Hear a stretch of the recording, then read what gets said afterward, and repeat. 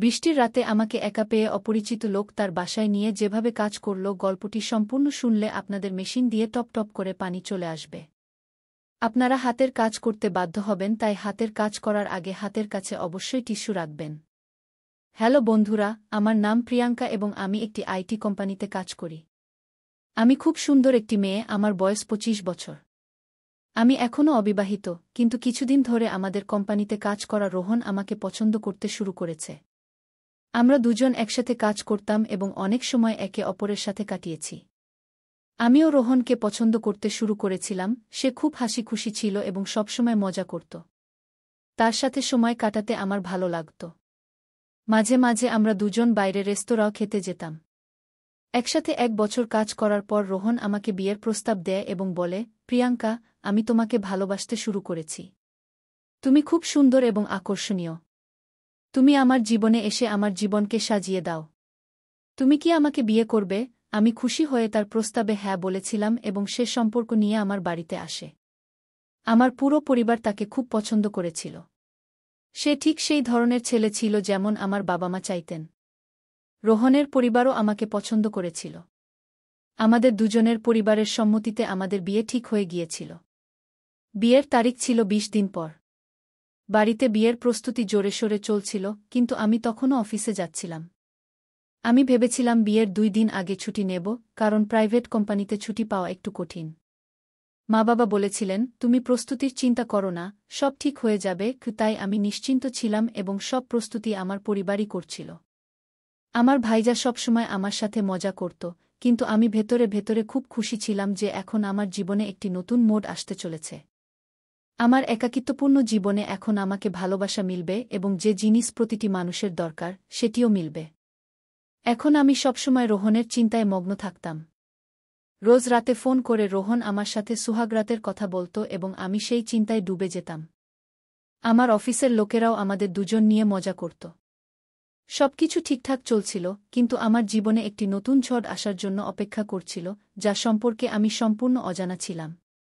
একদিকে আমি রোহন এবং আমার নতুন জীবনের নতুন স্বপ্ন দেখতে শুরু করেছিলাম, অন্যদিকে আমার জীবনে একটি ভূমিকম্প আসতে প্রস্তুত ছিল এবং আমি জানতাম না যে এটি আমাকে এমনভাবে ধ্বংস করে দেবে।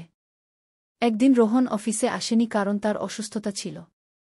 এই কারণে আমাকে অফিসে বেশি কাজ করতে হচ্ছিল।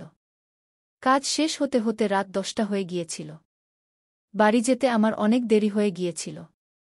আমি তাড়াতাড়ি আমার পার্স নিলাম এবং বেরিয়ে গেলাম। তারপর আমি রাস্তায় অটোর জন্য অপেক্ষা করতে লাগলাম, কিন্তু তখনই আবহাওয়া খারাপ হতে শুরু করল এবং বৃষ্টি শুরু হয়ে গেল। দাঁড়ানোর কোনো জায়গা ছিল না, তাই আমি বৃষ্টিতে ভিজতে লাগলাম। এত রাত হয়ে যাওয়ার কারণে কোনো অটোও পাচ্ছিলাম না। আমি অনেকক্ষণ ধরে অটোর জন্য অপেক্ষা করছিলাম। আমি এখন দাঁড়িয়ে দাঁড়িয়ে বিরক্ত হতে শুরু করেছিলাম। আমি খুব খারাপভাবে ভিজে গিয়েছিলাম। তখনই আমার সামনে একটি বড় গাড়ি এসে দাঁড়াল। গাড়ির জানালা থেকে একটি যুবক বলল, গাড়ির ভিতরে চলে আসো, বৃষ্টিতে দাঁড়িয়ে থাকলে অসুস্থ হয়ে পড়বে। আমি তাকে দেখে চিনতে পারলাম, এটি আমার অফিসের নয়, বরং আমার সামনের অফিসে কাজ করে। অনেকবার লিফটে আসা যাওয়ার সময় আমি তাকে দেখেছি।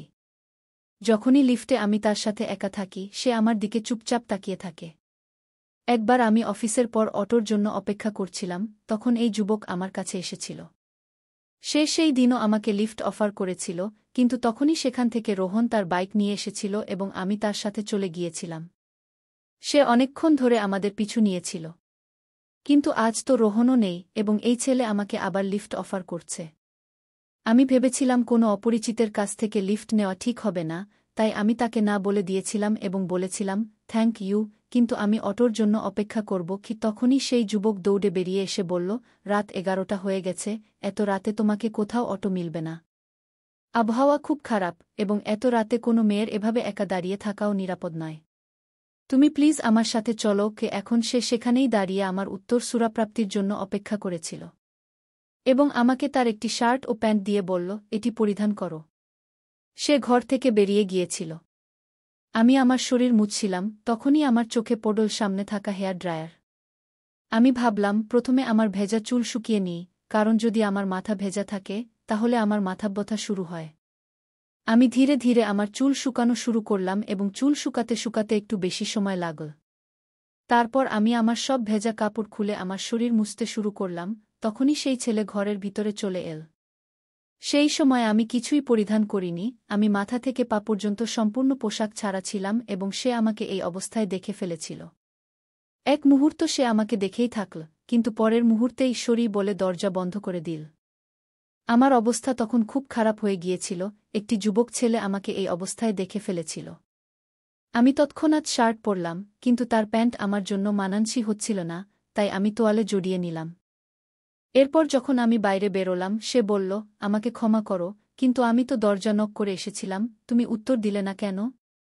তখন আমার মনে পড়ল যে সে দরজায় নক করেছিল, কিন্তু আমি এতটাই বিভ্রান্ত ছিলাম যে কিছু বলতে পারিনি। আমি বললাম, যা ঘটেছে তা আমারই ভুল ছিল, আমার মন অন্য কোথাও ছিল। আমি বললাম, তোমার প্যান্ট আমার জন্য মানানসই হচ্ছে না। সে বলল, চিন্তা করো না, আমি তোমার কাপড় ওয়াশিং মেশিনে দিয়েছি, এতে সম্পূর্ণভাবে কাপড় শুকিয়ে যাবে, আধা ঘন্টা লাগবে। এরপর তুমি তোমার কাপড় পরে আরামের সাথে বাড়ি যেতে পারবে। সে আমার কাপড় শুকাতে দিল, তারপর বলল, চলো কিছু খাবার বানাই, তুমিও খেয়ে নাও। আমরা দুজনেই রান্নাঘরে চলে গেলাম এবং সে অমলেট ও চা বানাতে শুরু করল। খাবার প্রস্তুত করে আমরা দুজনেই খেতে শুরু করলাম, কিন্তু আমি লক্ষ্য করলাম যে সেই ছেলে আমাকে দেখছে। তখনই আমার মনে পড়ল যে আমি আমার শার্টের উপরের বোতাম খুলে রেখেছি এবং সে আমার শরীর দেখছে। যেই আমি এটা বুঝতে পারলাম, সে আমার খুব কাছাকাছি চলে এল। সে আমার শার্টের বোতাম লাগাতে শুরু করল, তখনই আমার শ্বাস খুব দ্রুত হয়ে গেল এবং তার শ্বাসও খুব দ্রুত চলতে শুরু করল। এই ছেলে কতটা হ্যান্ডসাম! আমি তার মুখই দেখতে থাকলাম। সে বলল, আমি তোমাকে একটি পাজামা দিচ্ছি, তুমি এটি পরিধান করো। এত বলেই সে আমার জন্য একটি পাজামা নিয়ে এল। আমি পাজামা পরিবর্তন করার জন্য ঘরে চলে গেলাম, কিন্তু আমি আবারও অজানা কোনো চিন্তায় বিভোর ছিলাম যে দরজা বন্ধ করাই ভুলে গেলাম এবং সেখানেই পরিবর্তন করতে শুরু করলাম। আমি তোয়ালে সরিয়ে ফেললাম এবং নিচে কিছুই পরিনি। সে সেখানেই দাঁড়িয়ে আমাকে দেখছিল। আমি পাজামা পরার আগেই সে আমার কাছে চলে এল এবং আমাকে তার বাহুতে জড়িয়ে আমার ঠোঁট চুম্বন করতে শুরু করল। আমি বিভোর হয়ে গেলাম। সে আমাকে বিছানায় শুইয়ে দিল। আমাদের দুজনেরই শ্বাস দ্রুত চলতে শুরু করল। সে আমাকে বারবার চুম্বন করতে লাগল এবং আমি তার ভালোবাসায় গলে যেতে লাগলাম। জানি না কি এক মাদকতা ছড়িয়ে পড়ল যে আমার কোনো কিছুরই হুঁশ ছিল না। সে আমাকে চুম্বন করতে করতে আমার শার্টের বোতাম খুলতে শুরু করল। কোনো ছেলে আমাকে প্রথমবার চুম্বন করেছিল, রোহনও আমাকে আজ পর্যন্ত চুম্বন করেনি, শুধু আমার হাত ধরেছিল। রোহনের কথা মনে হওয়া মাত্রই আমার মনে পড়ল যে আমার বিয়ে হতে চলেছে। কিন্তু এখন আমি এই রোমাঞ্চকর যাত্রার সেই মুহূর্তে পৌঁছে গিয়েছিলাম যে নিজেকে থামাতেই পারছিলাম না। সে ধীরে ধীরে আমার শার্টের সব বোতাম খুলে দিল। আমি তার ভালোবাসার গভীরে ডুবে গেলাম। আধা ঘন্টা ধরে আমরা সুদবুদ হারিয়ে ভালোবাসা করলাম। কিন্তু তখনই হঠাৎ আমার মনে হল, আমি কি করছি? এটা ভেবেই আমার চোখ থেকে অশ্রু বেরিয়ে এল। আমি বললাম, তুমি কি করছ? আমি তো তোমাকে চিনি না। সে বলল, আমি আকাশ, আকাশ সিংঘানিয়া। এই নাম শুনেই আমি চমকে উঠলাম, কারণ আমার পাশের অফিসের সিইও আকাশ সিংঘানিয়া, অর্থাৎ এটি একটি বেশ ধনী ছেলে। এবং সে কি আমাকে চেনে? কারণ প্রতিবার সে আমাকে তার বিল্ডিংয়ের আশেপাশে পায় এবং প্রতিদিন লিফটে আমার সাথে ওঠানামা করে। কিন্তু আমি কখনো তার দিকে মনোযোগ দিইনি। আমি বললাম, থামো, এর বেশি কিছু করো না। যদিও আমি নিজেকে থামাতে পারছিলাম না, কিন্তু সম্ভবত সে আমার চোখে অশ্রু দেখে থেমে গেল এবং ঘর থেকে বেরিয়ে গেল। সে তার সীমা অতিক্রম করেনি এবং আমার সম্মান অক্ষত ছিল। আমি দ্রুত উঠে দেখলাম আমার ভেজা কাপড় শুকিয়ে গেছে। আমি দ্রুত আমার কাপড় পরলাম এবং বাইরে চলে এলাম। আকাশ আমার দিকে তাকাচ্ছিল না, কিন্তু আমি তার সাথে কথা বলতে চাইছিলাম। সে আমার দিকে না তাকিয়েই বলল, চলো প্রিয়ঙ্কা, আমি তোমাকে বাড়ি ড্রপ করে দিই। আমরা দুজনেই গাড়িতে বসলাম। আমি চাইছিলাম আকাশ আমার সাথে কথা বলুক, আমাদের মধ্যে যা কিছু ঘটেছে সে সম্পর্কে কিছু বলুক, কিন্তু সে তো আমার দিকে তাকাতেই পারছিল না। আমার বাড়ির পা। সে এসে থেমে গেল এবং বলল, যদি চাও তবে ছাতা নিয়ে যেতে পারো। আমি তার দিকে তাকাতে লাগলাম, তখন সে তার পার্স খুলে তার কার্ডটি আমাকে দিল। আমি কার্ডটি হাতে নিয়ে তার কিছু বলার অপেক্ষা করতে লাগলাম, কিন্তু সে নীরব থাকল। হঠাৎ, জানি না আমার কি হল, আমি তার কাছাকাছি চলে গেলাম এবং তার ঠোঁটে চুমু দিলাম। সে আমার দিকে প্রেমভরা দৃষ্টিতে তাকিয়ে থাকল। আমি গাড়ি থেকে নেমে বাড়ি চলে এলাম। আমার বেডরুমে গিয়ে প্রায় আধা ঘন্টা ধরে আমি শুধু এটাই ভাবতে লাগলাম যে আজ কি হয়ে গেল।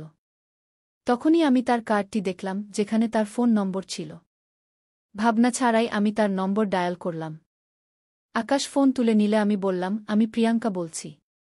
আজ যা কিছু ঘটেছে। সে আমার কথা মাঝেই কেটে দিয়ে বলল, আমি সেটাই ভাবছি। আমার বিছানায় শুয়ে শুয়ে সেই স্মৃতিতে ডুবে আছি। সেটা আমার জীবনের সবচেয়ে সুন্দর মুহূর্ত ছিল। জানি না আমার হৃদয়ে কি হয়েছিল, এটি কি ধরনের টান ছিল যে আমি আকাশের দিকে আকৃষ্ট হচ্ছিলাম। আর এইসব ভাবতে ভাবতে আমি ঘুমিয়ে পড়লাম। পরের দিন সকালে উঠে আমি মোবাইল নিয়ে আকাশকে গুড মর্নিং মেসেজ পাঠালাম। আজ শনিবার ছিল এবং আমাদের ছুটি ছিল। এর মানে আজ আমি আকাশকে দেখতে পাব না। সঙ্গে সঙ্গে তার জবাব এল, আজ কি করছ? আমাকে আজ বিয়ের শপিং করতে যেতে হবে, কিন্তু আমি তাকে লিখলাম যে আজ আমি ফ্রি আছি। এটি ভালোবাসা ছিল নাকি কিছু অন্য কিছু জানি না। সে লিখল, আমার বাড়িতে লাঞ্চে চলে আসো। 12টার মধ্যে চলে আসো, আমি লাঞ্চ তৈরি করে রাখব। আমি ঘড়ি দেখলাম, তখন 10টা বেজে গেছে। আমি দ্রুত প্রস্তুত হয়ে গেলাম এবং আমার মা-বাবাকে বললাম যে আমি একা শপিং করতে যাচ্ছি। আজ আমাকে রোহনের সাথে দেখা করতে হবে, কিন্তু তার আগে আমি আকাশের সাথে দেখা করতে চাইছিলাম। আমাদের মধ্যে যা কিছু ঘটেছিল তা আমার জীবনে এক ধরনের ভূমিকম্প এনে দিয়েছিল। আমি আকর্ষিত হয়ে তার বাড়িতে 12টার মধ্যে পৌঁছে গেলাম। আমাকে দেখে সে হাসল এবং বাড়ির ভেতরে ডেকে নিল। সে বলল, খাবার তৈরি আছে, আগে খেয়ে নিই, তারপর কথা বলব। খাওয়ার পর আমি বললাম, দেখো আকাশ, গতকাল যা কিছু ঘটেছে সেটা কিভাবে যেন হয়ে গেল। আমার বিয়ে ঠিক হয়ে গেছে এবং 19 দিন পর আমার বিয়ে। আমার কথা শুনে তার মুখে রাগ স্পষ্ট দেখা যাচ্ছিল, যেন সে আমাকে হারাতে চায় না। সে কি আমাকে ভালোবাসে? এটা বলে আমি সেখান থেকে যেতে লাগলাম। হঠাৎ সে আমার হাত ধরে বলল, যদি তোমার ইচ্ছা পরিবর্তন হয়, তবে আমি তোমার জন্য অপেক্ষা করব। তার চোখে আমি আমার জন্য ভালোবাসা দেখতে পাচ্ছিলাম। তার একটি স্পর্শে আমার পুরো শরীরে এক ধরনের কম্পন শুরু হয়ে গেল। আমি কেন এত দুর্বল হয়ে পড়ছি? আমি তৎক্ষণাৎ তার কাছাকাছি চলে গেলাম এবং তাকে জড়িয়ে ধরে একটা আলিঙ্গন করলাম। সে আমাকে একদম পাগল করে দিচ্ছিল। অনেক কষ্ট করে তার থেকে আলাদা হয়ে আমি বেরিয়ে এলাম এবং রোহনের সাথে আবার শপিংয়ে ব্যস্ত হয়ে পড়লাম। রাতে যখন বাড়ি ফিরলাম তখন রোহনের ফোন এল। কিন্তু জানি না কেন, এখন তার সাথে কথা বলার কোনো ইচ্ছাই হচ্ছিল না। যে রোমান্স আমাদের মধ্যে ফোনে হতো তাতে আমার মন লাগছিল না। আমি বললাম, রোহন, আমি খুব ক্লান্ত, কাল কথা বলবো। এত বলে ফোন রেখে দিলাম।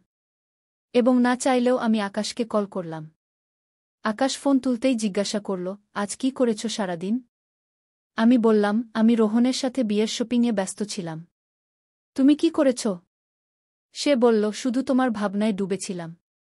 সেই ভাবনা মন থেকে বেরোতেই চায় না। যদি কাল ফ্রি হও তবে প্লিজ লাঞ্চে চলে আসো। আমি বললাম, আমি আসব না। তুমি জানো আমার বিয়ে হতে চলেছে। এত বলে ফোন রেখে দিলাম।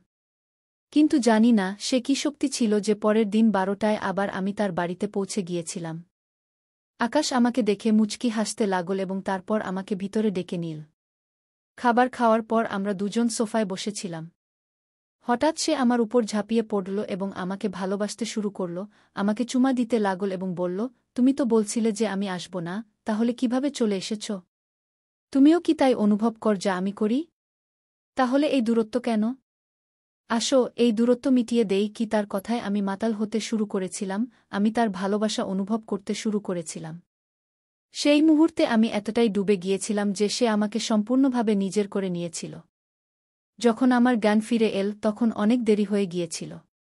18 দিনের মধ্যে আমার রোহানের সাথে বিয়ে আছে, কিন্তু আমি সম্পূর্ণভাবে আকাশের হয়ে গিয়েছি।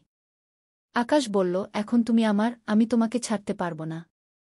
চলো আমার সাথে। সে আমাকে নিয়ে তার গাড়িতে আমার বাড়িতে চলে গেল এবং সরাসরি আমার বাড়ির ভিতরে ঢুকে পড়ল। তারপর আমার মা-বাবাকে ডাকতে শুরু করল। আমার মা-বাবা এসে তাকে খুব অদ্ভুত দৃষ্টিতে দেখতে লাগলেন। আকাশ নিজের পরিচয় দিল, তারপর বলল, আপনাদের মেয়ে এবং আমি এক হয়ে গিয়েছি, এখন আলাদা হতে পারব না। তার এই কথায় আমার মুখ সম্পূর্ণ লাল হয়ে গেল। সে কিভাবে আমার মা-বাবাকে এই কথা বলল? আমার মা-বাবা বড় চোখ করে আমার দিকে তাকাতে লাগলেন। বাবা বললেন, কিন্তু মেয়ে, কিছুদিন পর তো রোহানের সাথে তোমার বিয়ে হতে যাচ্ছে। কিন্তু তখনই আকাশ তার পকেট থেকে একটি বাক্স বের করল। যখন সে বাক্সটি খুল, তার ভিতরে একটি আংটি ছিল। সে সেখানেই দাঁড়িয়ে আমার মাথায় সিঁদুর দিল এবং বলল, এখন থেকে প্রিয়াঙ্কা আমার স্ত্রী। কুশে আমার হাত ধরে আমাকে নিয়ে তার বাড়িতে চলে গেল। তারপর কি বলবো, সেই ভূমিকম্পের সঙ্গে আমি ভেসে গিয়েছিলাম। রোহানের হৃদয় ভেঙে গিয়েছিল, কারণ আমাদের বিয়ে ভেঙে গিয়েছিল। আমার মা-বাবা যেন বিশ্বাসই করতে পারছিলেন না যে কি ঘটেছে। আমিও কিছু বুঝতে পারিনি যে কিভাবে আমি একটি অচেনা ছেলের এত কাছে চলে গিয়েছিলাম যে নিজের বিয়ে ভেঙে তার সাথে বাড়ি বেঁধে নিয়েছিলাম। কিন্তু সম্ভবত এটাই ভালোবাসা। অনেক সময় ভালোবাসায় আমরা আমাদের জ্ঞানবুদ্ধি হারিয়ে ফেলি, এবং এটাই আমার সাথে ঘটেছিল। বন্ধুরা, আমাদের এই গল্পটি কেমন লাগলো অবশ্যই আপনারা কমেন্ট করে জানাবেন। যদি ভালো লেগে থাকে তাহলে অবশ্যই পরবর্তী গল্পের জন্য আমাদের চ্যানেলটি সাবস্ক্রাইব করে আমাদের সাথেই থাকবেন। ধন্যবাদ আপনাদের সবাইকে।